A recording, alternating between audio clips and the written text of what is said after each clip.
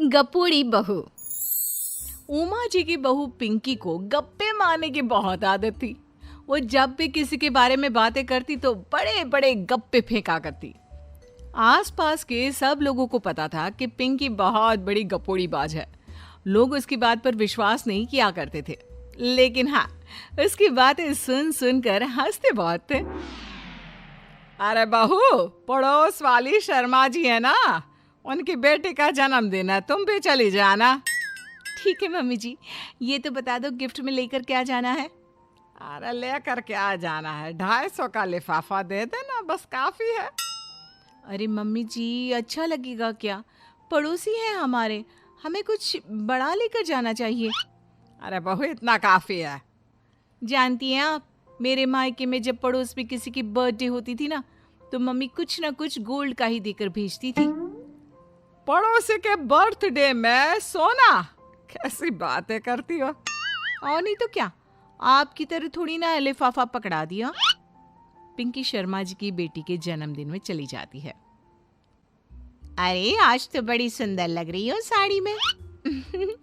जी मैं तो लहंगा पहनकर आने वाली थी, मम्मी जी नहीं मानी। अरे बेटा, बर्थडे पार्टी में तो साड़ी चल जाती है, मेरा मतलब कोई शादी थोड़ी ना है। कैसी बात कर रही हैं आप आंटी जी? मेरे मायके में तो छोटे छोटे फंक्शन भी हम लोग लहंगा बनवाते थे बुटीक से, डिजाइन करवा कर। चाहे पड़ोस में किसी का जन्मदिन हो, मेरी मम्मी हमेशा बुटीक से नया लहंगा डिजाइन करवाती थी। मैंने तो ऐसा कहीं नहीं देखा, ये तो तुमने आज बड़े कमाल की बात बताई। अरे जाने दीजिए, कोई बात नहीं। और बताइए, आपकी बेटी नजर नहीं आ रही? अरे भाभी, मैं यहाँ हूँ, ये देखिए मेरा ड्रेस कैसा लग रहा है। ठीक ही है, मतलब बर्थडे के हिसाब से थोड़ा हल्का है ना। अरे भाभी, इतना सुंदर गाउन पहना है मैंने।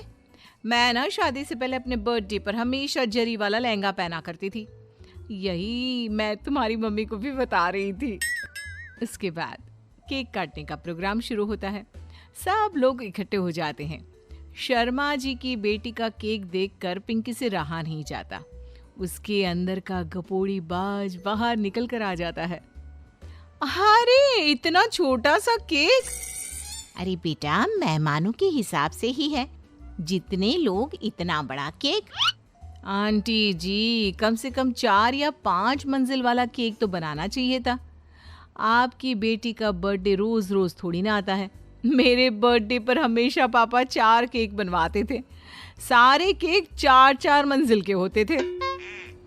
वहां पर सारे लोग उमा जी के मोहल्ले के ही थे और वो पिंकी के गप्पे मारने की आदत से अच्छी तरह वाकिफ थे, इसलिए सब लोग उसकी बात सुनकर हंसने लगे, लेकिन किसी ने पिंकी से कुछ नहीं कहा। एक दिन सुबह सुबह पिंकी ने अपनी सास से कहा, मम्मी जी, मेरे मम्मी पापा मुझसे मिलने के लिए यहाँ आ रहे हैं। अरे वाह, ये तो बहुत अच्छी बात है। उनके आने की तैयारी करो, अच्छा अच्छा खाना बनाओ। वैसे कब तक आएंगे? मम्मी जी फ्लाइट से आ रहे हैं, कल शाम को 4 बजे की फ्लाइट है। फ्लाइट? लेकिन बेटा, तेरा मायका तो यहाँ से 2 घंटे की दूरी पर है। तेरे मम्मी पापा फ्लाइट से कब से आने लगे? अरे मम्मी जी, आपको पता नहीं है, मेरे मम्मी पापा ना आधे घंटे की दूरी के लिए भी फ्लाइट का टिकट बुक करवाती है। अरे गप्पे थोड़े कम मारा करो बहू, कोई फ्लाइट से तब आएगा ना जब यहाँ पर एयरपोर्ट होगा। तुम्हारी मम्मी क्या उड़कर आएगी घर में?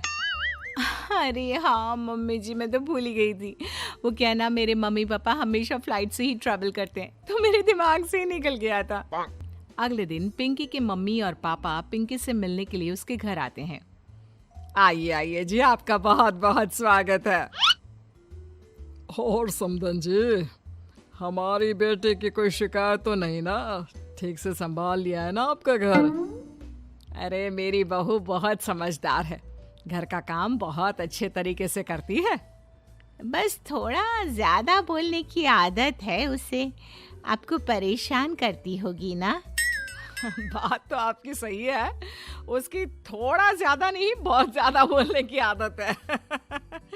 लेकिन कोई बात नहीं, आपकी बेटी दिल की बहुत अच्छी है, बस थोड़ा बोलती ही तो ज्यादा है। पिंकी बेटा, इधर आओ, देखो तुम्हारे मम्मी पापा आए हैं, तुमने इनके लिए खाना तो बना लिया ना? वो क्या है ना मम्मी जी, आपसे एक बात कहनी थी। हाँ हाँ बोलो बहू, क्या बात है, डरने की कोई जरूरत नहीं। वो मम्मी जी, मैंने सोचा मम्मी पापा आए हैं तो खाना बाहर से मंगवा लेती हूँ। अरे कोई बात नहीं बेटा, वैसे भी तुम किचन में काम करने लग जाती तो अपने मम्मी पापा से बात कब करती। बहुत अच्छा किया। अब तुम अपने मम्मी पापा के साथ बैठकर आराम से बात करो, मैं अंदर जाती हूँ। शाम का वक्त, जैसे ही दरवाजे की घंटी बजी, 3-4 लोग हाथों में खाने के बहुत सारे पैकेट लेकर उमा जी के घर पहुंच गए। अरे भाई कौन है आप लोग, लगता है गलत पते पर आ गए। नहीं नहीं माँ जी, हम तो खाने का ऑर्डर डिलीवर करने आए हैं, यहीं से बुकिंग मिली थी। अरे नहीं नहीं, आपको कोई गलत फहमी हुई है, हमारे यहाँ तो 2 ही मेहमान आए हैं। आपके हाथ के पैकेट देखकर लगता है इसमें 50 लोगों का खाना है। माँ जी आपने सही समझा, खाना तो इसमें 50 लोगों का ही है, क्योंकि हमें ऑर्डर यहीं से 50 लोगों का मिला है। अरे लेकिन इतना सारा खाना, कहीं मेरी बहू ने अपनी गप मारने की आदत के चलते ऐसा तो नहीं कर दिया। ये खाना आप रख लीजिए और हमें हमारे पैसे दे दीजिए। अच्छा वैसे कितने का बिल बना है? ज्यादा नहीं, बस 10,000 दे दीजिए। उन लोगों की बात सुनकर उमा जी पिंकी को आवाज देकर वहां बुलाती है। जैसे ही पिंकी वहां आती है, खुश होते हुए उन लोगों को वहां पर खाना रखने के लिए कहती है। अरे इतना सारा खाना क्यों मंगवाया बहू? अरे मम्मी जी, मैंने आपको बताया तो था, मम्मी पापा आए हैं तो मैं खाना बाहर से मंगवा रही हूँ। ये बात सही है बेटा, लेकिन 2 लोगों के लिए 50 लोगों का खाना? अरे मम्मी जी, कुछ कम पड़ जाए तो अच्छा थोड़ी ना लगता है, और मेरे मायके में तो ऐसा ही होता है, एक्स्ट्रा खाना मंगवाते हैं हम लोग। तभी पिंकी के मम्मी और पापा वहां पर आते हैं। अरे बेटा, एक्स्ट्रा खाना मंगवाने का मतलब ये थोड़ी ना होता है कि 2 लोगों के खाने के लिए 50 लोगों का खाना मंगवा लो। और बेटा, तुम्हारी गप मारने की आदत के चलते 10,000 का बिल आया है, तुम्हें नहीं लगता ये गलत है?